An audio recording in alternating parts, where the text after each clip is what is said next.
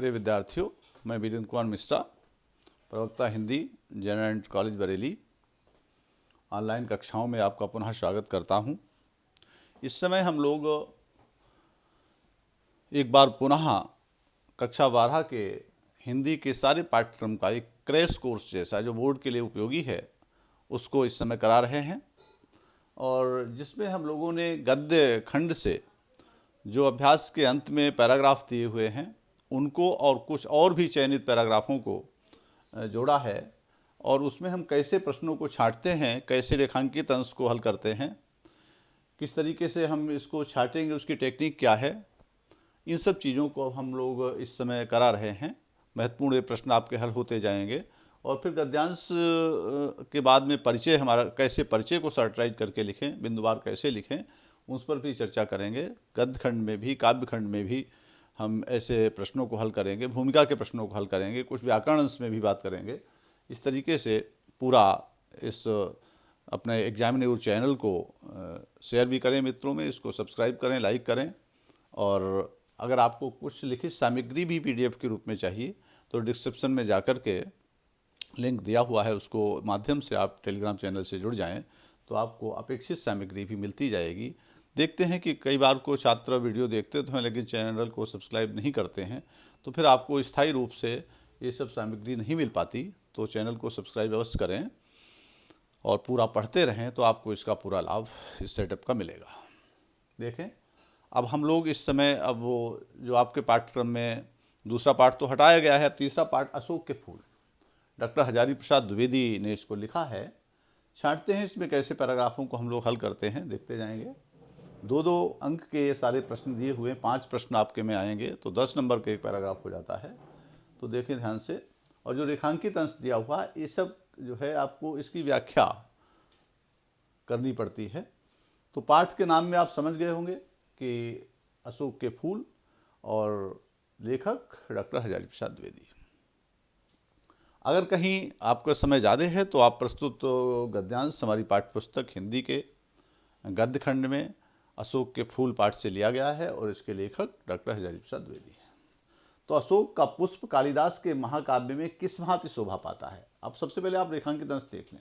भारतीय साहित्य में और इसलिए जीवन में भी इस पुष्प का प्रवेश और निर्गम दोनों विचित्र नाटकीय व्यापार हैं। जैसे नाटक में कोई पात्र जाता है और वो एक बार वस्त्र को पहनता है और गया नाटक के मंच पर, फिर उतर आता है, फिर दूसरी वेशभूषा बदल के जाता है। ऐसे ही भारतीय साहित्य में और इसलिए इस जीवन में भी इस पुष्प का प्रवेश, इस अशोक के फूल का प्रवेश और इसका निकल जाना, ये दोनों एक नाटकीय व्यापार जैसे, नाटकीय कार्य जैसे दिखाई देते हैं। कुछ समय तक साहित्य में इसने स्थान पाया, उसके बाद हटा दिया गया, भूल गए लोग।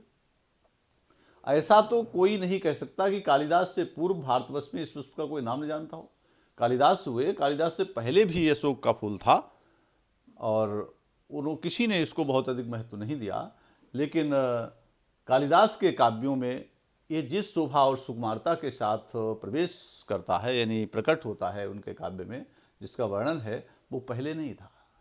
उस प्रवेश में नववधू के गृह प्रवेश की शोभा है, गरिमा है, पवित्रता है, सुकुमारता है।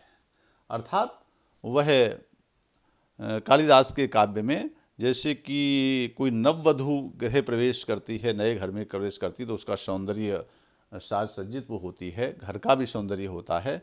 तो जितना महत्व उस समय वधू को दिया जाता है, उतना ही महत्व कालिदास के काव्य में अशोक के फूल को दिया गया। इस प्रकार से आज से आप इसका लिख सकते हैं, व्याख्या लिख सकते हैं। व्याख्या में क्या होता है, शब्दार्थ बदल दीजिए, कुछ अपने पास से जोड़िए, कुछ उसका विस्तार कर दीजिए, तो ये व्याख्या बन जाती है आत्मकथात्मक शैली। अशोक का पुष्प कालिदास के महाकाव्य में किस भांति शोभा पाता है। तो लिखा है इन्होंने, देखिए, कालिदास के काव्यों में वह जिस शोभा और सुकुमार का भार लेकर प्रवेश करता है वो पहले कहाँ था। आप यहाँ से देखेंगे, उस प्रवेश में नववधू के गृह प्रवेश की भांति शोभा है, गरिमा है, पवित्रता है, सुकुमारता है।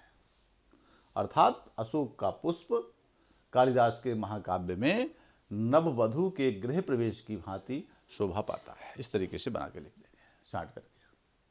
अशोक के पुष्प को कब साहित्य के सिंहासन से उतार फेंका गया। देखिए, एकाएक मुसलमानी सल्तनत की प्रतिष्ठा के साथ ही यह मनोहर पुष्प, सुंदर पुष्प साहित्य के सिंहासन से चुपचाप उतार दिया गया। यही इसका उत्तर हो जाएगा। कहीं से अधिक दिमाग नहीं लगाना है, आसानी से छांट सकते हैं, बशर्ते आपने उस रास्ते को तय किया हो।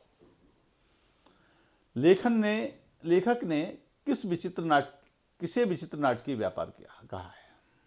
तो लेखक ने भारतीय साहित्य में पुष्प के प्रवेश और निर्गम दोनों को एक विचित्र नाटकीय व्यापार कहा गया है। तो इस प्रकार से प्रश्नों को छांटें और कई बार इसको छांटें तो आपको बिल्कुल याद जैसे हो जाएंगे, और पैराग्राफ और प्रश्नों को देखते ही देखते आप छांट लेंगे, आपका समय भी बचेगा और समय से आप सारे प्रश्नों को अटेम्प्ट भी कर सकेंगे।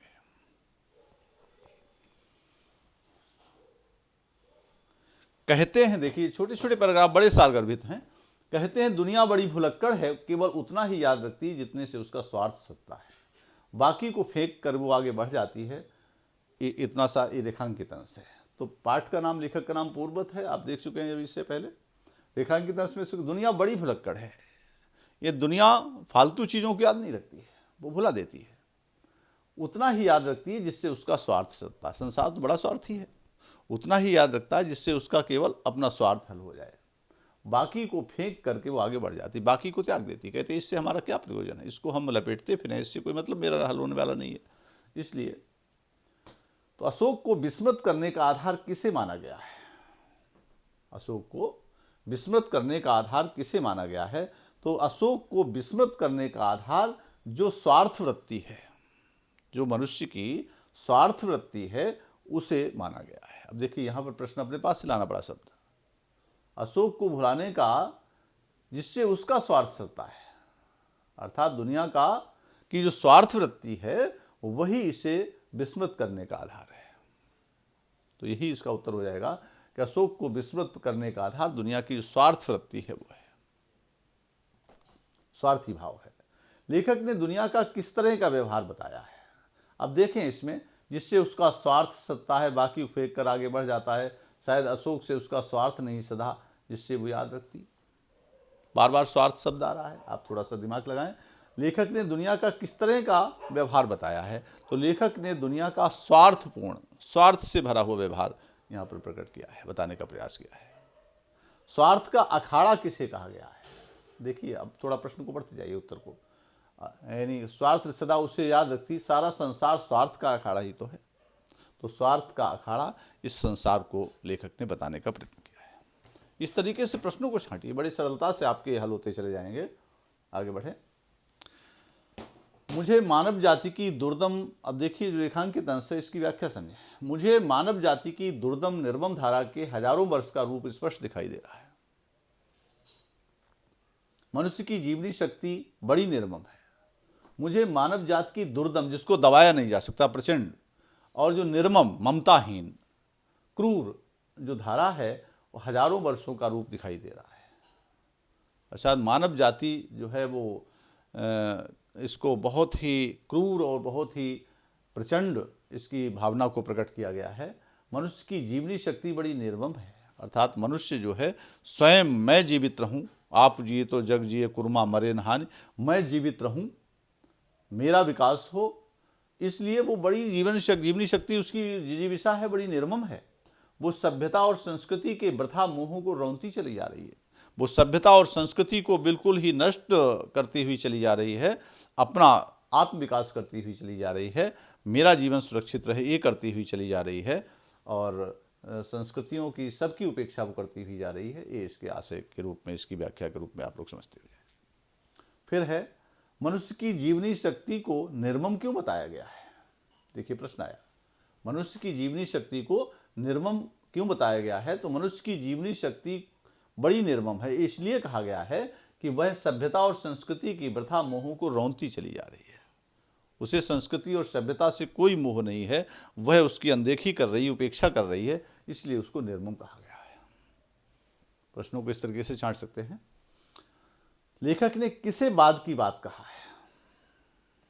किसे बाद की बात कहा है? तो देश और जाति की विशुद्ध संस्कृति केवल बाद की बात है।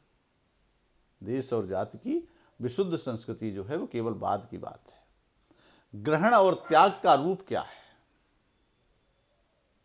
तो हमारे सामने समाज का आज जो रूप है वो न जाने कितने ग्रहण और त्याग का रूप है। इस प्रकार से आप देख रहे हैं सारे प्रश्नों को आप बड़ी सरलता से इसी पैराग्राफ में से आप छांट लेंगे, बशर्ते आप इनको 1-2 बार छांटें, इनको 1-2 बार हल करें। ऐसा मत समझिए कि जिस समय परीक्षा होगी उसी समय हम छांट लेंगे, तो आपका समय भी खराब होगा और हड़बड़ाहट में आप कुछ का कुछ लिखाएंगे। अशोक का फूल उसी मस्ती में हंस रहा है, पुराने चित्त से इसको देखने वाला उदास होता है, वो अपने को पंडित समझता है, पंडिताई भी एक बोझ है। रेखांकित अंश की व्याख्या देखें, कवि ने बताया है कि जो पांडित्य है, जो विद्वत्ता है, वो भी एक बोझ है, जितनी ही भारी होती है उतनी तेजी से जुबाती है। अर्थात तो जो अधिक विद्वत्ता अहंकार उत्पन्न करती है, और जिसके अंदर अहंकार हो जाता है, ज्ञान का अहंकार हो जाता है, बोझ बहुत जल्दी पतन को प्राप्त हो जाता है। ये चीज़ इसमें यहाँ पर बताने की कोशिश की गई है।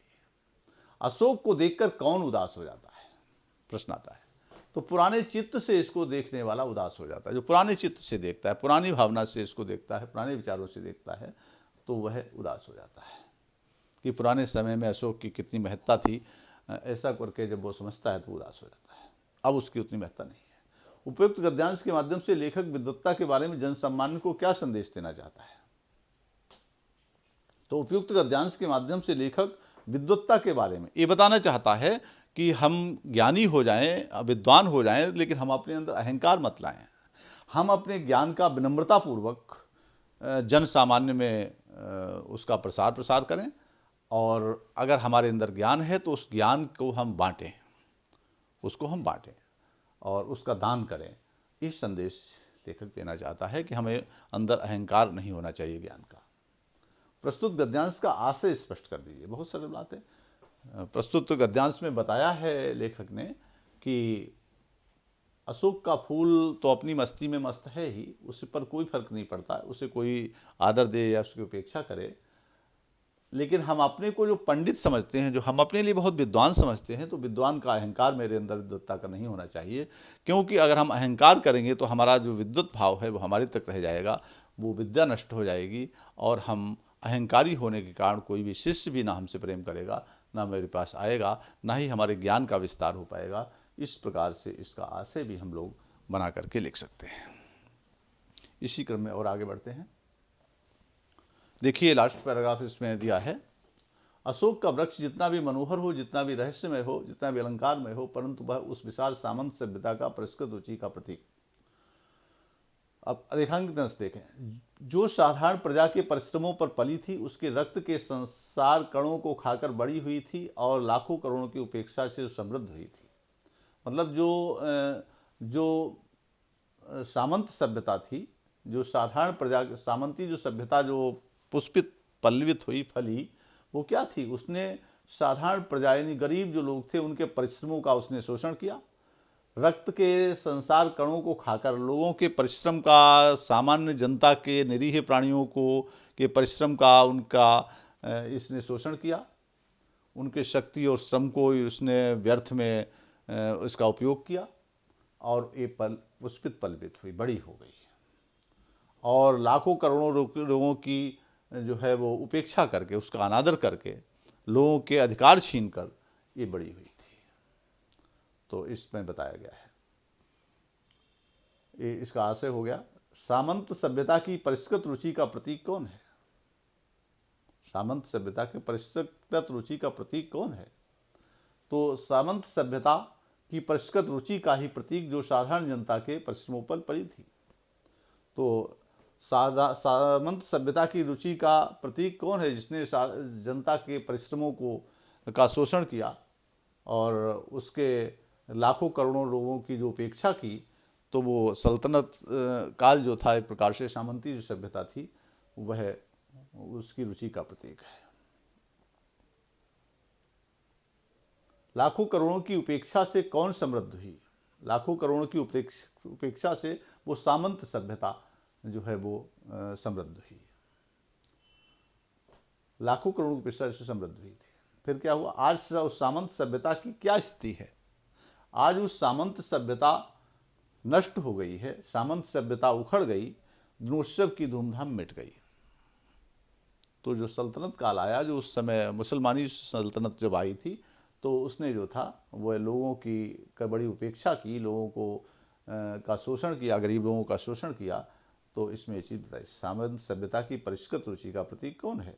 तो सामंत सभ्यता जो थी वो साधारण प्रजा के परिश्रमों पर पली थी, उनके रक्त के संसार कणों को खाकर वो बड़ी हुई थी और समृद्ध हुई थी, यही उसकी रुचि का प्रतीक है। इस तरीके से आप सारे प्रश्नों को आप छांटते हुए चलें तो निश्चित रूप से आपको बहुत बड़ा लाभ होगा। ये 10-10 नंबर का जो है आपका गद्यांश पद्यांश में आता है, 20 नंबर में 20 नंबर आप प्राप्त कर सकते हैं। चैनल को सब्सक्राइब करिए, लाइक करिए, अंत तक देखते रहिए। और पीडीएफ अगर चाहिए आप तो टेलीग्राम चैनल से जुड़ें, डिस्क्रिप्शन में लिंक दिया है, उसको लाइक करेंगे तो सब्सक्राइब करेंगे तो आपको ये सब मिल जाएगा। धन्यवाद।